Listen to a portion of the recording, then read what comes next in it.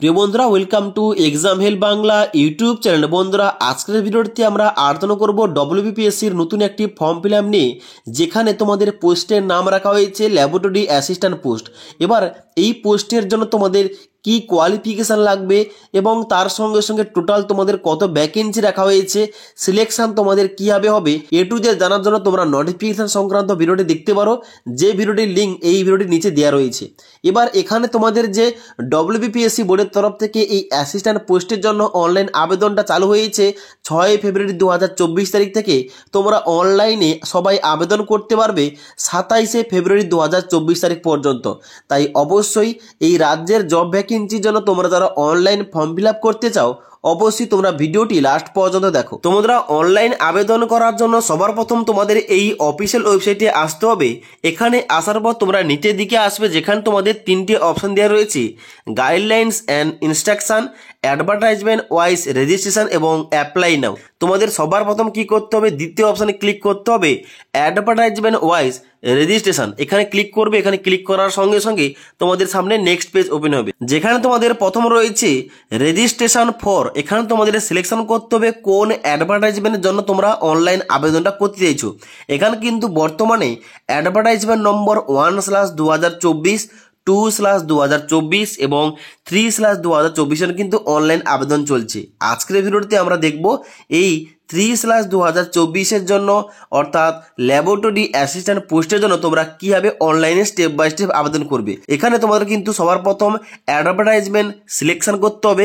Selection করার পর নিচের দিকে আসবে, যেখানে তোমাদের এন্টার ইওর মোবাইল নাম্বার জায়গায় তোমাদের 10 সংখ্যার মোবাইল নাম্বার এন্টার করবে। মোবাইল নাম্বার এন্টার করার পর নিচের দিকে আসবে, যেখানে তোমাদের ক্যাপচা কোডটা এখানে সেভ করবে। ক্যাপচা কোডটা এখানে এন্টার করে উপরের দিকে দেখতে পাচ্ছ একটা অপশন দেওয়া রয়েছে সেভ অ্যান্ড প্রসিড। এই অপশনে ক্লিক করবে। সেভ অ্যান্ড প্রসিড অপশনে ক্লিক করার সঙ্গে সঙ্গে তোমাদের নেক্সট এখানে দেখতে পাচ্ছ, এখানে তোমাদের পাসওয়ার্ড এন্টার করতে হবে।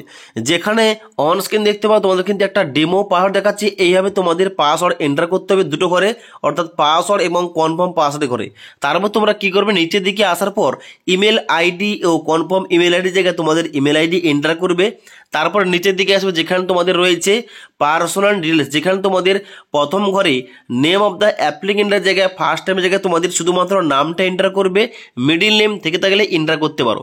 তারপর তোমাদের লাস্ট নেমের জায়গায় তোমাদের টাইটেল কিংবা পদবি এন্টার করবে। তারপরে কনফার্ম মোবাইল নাম্বার জায়গায় তোমাদের মোবাইল নাম্বারটা পুনরায় এন্টার করবে এবং ভেরিফাই বাই সেন্ডিং ওটিপি এখানে ক্লিক করবে। সেন্ডিং ওটিপিতে ক্লিক করার সঙ্গে সঙ্গে তোমাদের সামনে এরকম একটা পপ আপ পেজ ওপেন হবে, যেখানে তোমাদের সেন্ড অপশানে ক্লিক করতে হবে। সেন্ড অপশানে ক্লিক করার সঙ্গে সঙ্গে তোমাদের মোবাইল নাম্বারে 6 সংখ্যার ওটিপি যাবে। ওই ওটিপি এন্টার করে ওকে অপশানে ক্লিক করবে।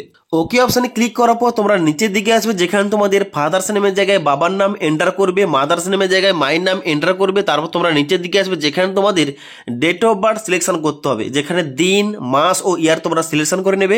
তারপর তোমরা নিচের দিকে আসবে, যেখানে তোমাদের বলা হচ্ছে অ্যাপ্লিক্যান্ট বার্থ প্লেস। এখানে কিন্তু তোমাদের জন্ম যে ঠিকানা কিন্তু তোমাদের এখানে এন্টার করতে হবে, অর্থাৎ তোমাদের এখানে জেলার নামটা সিলেকশন করে নেবে।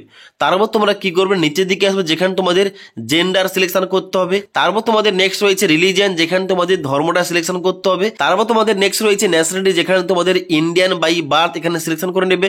তারপর তোমরা নিচের দিকে আসবে, যেখানে তোমাদের ক্যাটাগরি সিলেকশন করতে হবে। এখানে তোমাদের আনডিজার্ভ অর্থাৎ জেনারেল ক্যাটাগরি রয়েছে, এসসি এসটি রয়েছে, ওবিসি এ এবং ওবিসি বি রয়েছে। তোমরা যে ক্যাটাগরি থেকে অনলাইন আবেদনটা করতে চাইছো, অবশ্যই তোমাদের কিন্তু ওই ক্যাটাগরি চুজ করতে হবে। এবার তোমরা যদি এসসি এসটি এবং ওবিসি এ এবং ওবিসি বি সিলেকশন করে থাকো, তাহলে তোমাদের এক্সট্রা ইনফরমেশন অ্যাড করতে হবে। কি ইনফরমেশন? এখানে বলা হচ্ছে please of issue community certificate, যেখানে তোমাদের সিলেকশন করতে হবে স্টেটের নামটা। এবং তারপর তোমাদের নেক্সট রয়েছে সাবকাস্ট, অর্থাৎ ওই ক্যাটাগরির মধ্যে সাবকাস্ট কী রয়েছে, ইস্যুইং অথরিটি কী রয়েছে, ডিস্ট্রিক্ট কী রয়েছে, ডেট অফ ইস্যু এবং সার্টিফিকেট নম্বর তোমাদের অ্যাড করতে হবে।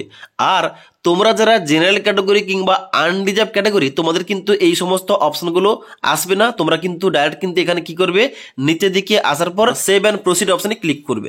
এবার সেভ অ্যান্ড প্রসিড অপশনে ক্লিক করার সঙ্গে সঙ্গে নেক্সট পেজ ওপেন হবে, যেখানে তোমাদের লেখা উঠছে first stage of registration complete successfully. এখানে তোমাদের অ্যাড্রেস অ্যাড করতে হবে। এখানে তোমাদের প্রথম রয়েছে অ্যাড্রেস লাইন 1, যেখানে তোমাদের গ্রামের নাম অ্যাড করতে পারো। তারপরে অ্যাড্রেস লাইন 2 জায়গায় তোমাদের পোস্ট অফিসের নামটা অ্যাড করতে পারো। তারপর তোমাদের টাউন সিটি এন্টার করবে এবং তারপর তোমাদের এখানে স্টেট চুজ করতে হবে, যেখানে তোমাদের রাজ্যের নামটা সিলেকশন করে নেবে। তারপর তোমাদের এখানে নেক্সট রয়েছে ডিস্ট্রিক্ট, অর্থাৎ ওই রাজ্যের মধ্যে তোমরা কোন ডিস্ট্রিক্ট থেকে অ্যাপ্লিকেশন করছো অবশ্যই তোমাদের ওই ডিস্ট্রিক্টের নামটা কিংবা জেলার নামটা সিলেকশন করে নেবে। তারপর তোমাদের নেক্সট রয়েছে পিনকোড, পিনকোডটা এন্টার করবে। বাম দিকের অ্যাড্রেসের সঙ্গে ডান দিকের পার্মানেন্ট অ্যাড্রেস সেম হয়ে থাকলে এখানে শুধুমাত্র চেকমার্ক করবে, তাহলে বাম দিকের অ্যাড্রেসগুলো ডান দিকে অটোমেটিক ফিল আপ হয়ে যাবে। তারপর তোমরা নিচের দিকে আসবে এবং সেভ অ্যান্ড প্রসিড অপশানে ক্লিক করবে। এবার সেভ অ্যান্ড প্রসিড অপশানে ক্লিক করার সঙ্গে সঙ্গে তোমাদের নেক্সট পেজ ওপেন হবে, যেখানে তোমাদের ফটো এবং সিগনেচার আপলোড করতে হবে।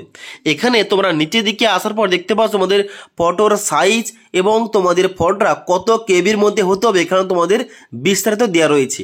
যেমন তোমাদের ফটোর সাইজটা হতে হবে 3.5 ইন্টু 4.5 সেমি এবং তোমাদের ফটোর সাইজটা হতে হবে তোমাদের অবশ্যই 20 থেকে 100 কেবির মধ্যে, ওকে।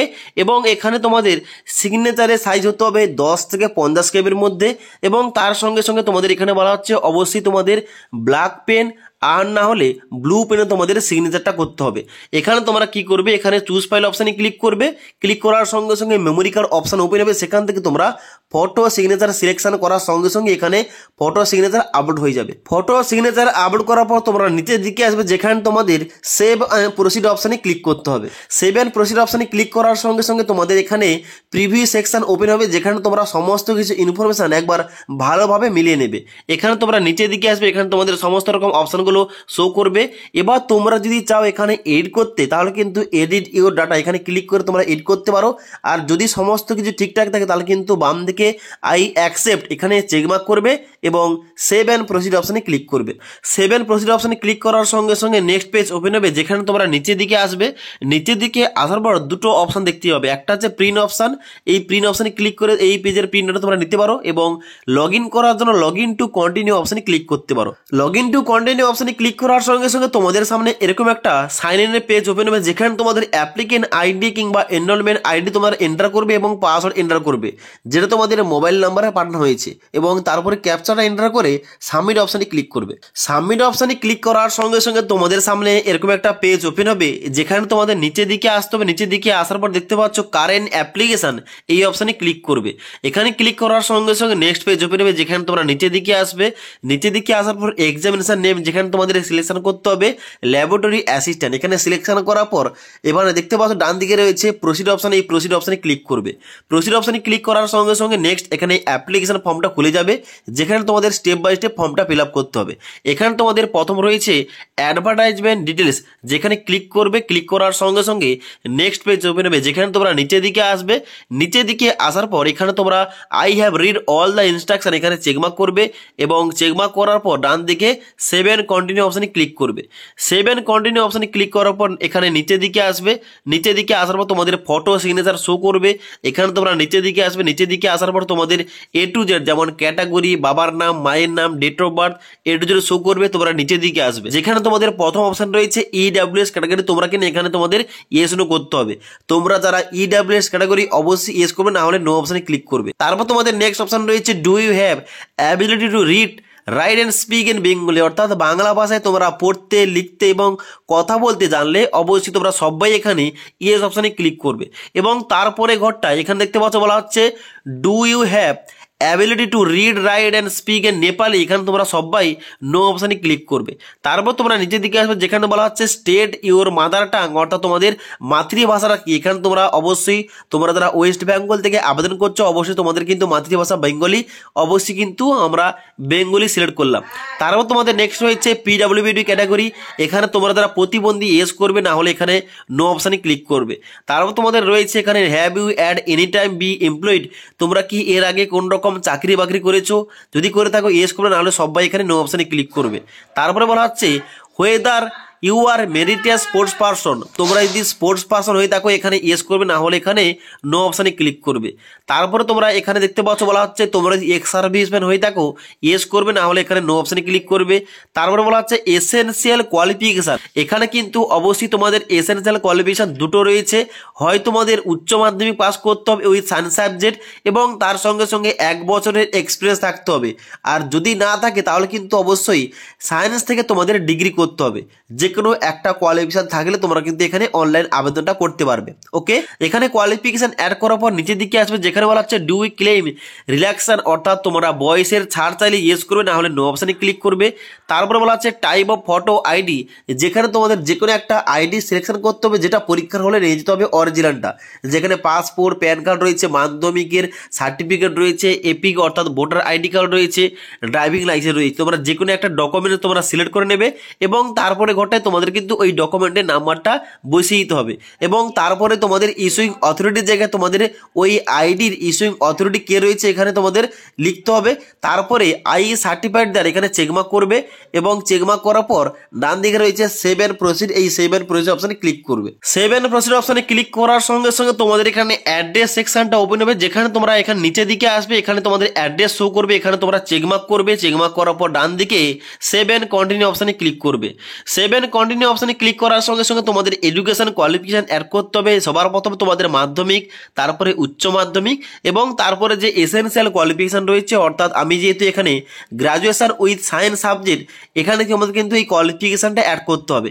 সবার প্রথম তোমাদের কি করতে হবে, এখানে তোমাদের সিলেকশন করতে হবে কোন ইউনিভার্সিটির আন্ডারে তোমরা ডিগ্রিটা কমপ্লিট করেছো। অবশ্যই তোমাদের ইউনিভার্সিটির নামটা এন্টার করতে হবে এবং তারপর তোমাদের এখানে সালটা চুজ করতে হবে, কত সালে তোমরা এখানে গ্রাজুয়েশনটা কমপ্লিট করেছো এবং তারপর তোমাদের ডান দিকে রয়েছে সাবজেক্ট লিখবে কোন সাবজেক্ট থেকে গ্রাজুয়েশনটা কমপ্লিট করেছো, তার ডান দিকে ডিভিশন কিংবা গ্রেড লিখতে হবে এবং এখানে দেখতে পাচ্ছ তোমাদের কিন্তু নেক্সট রয়েছে মার্কস অবটেন এবং তারপর তোমাদের নেক্সট রয়েছে টোটাল মার্কস।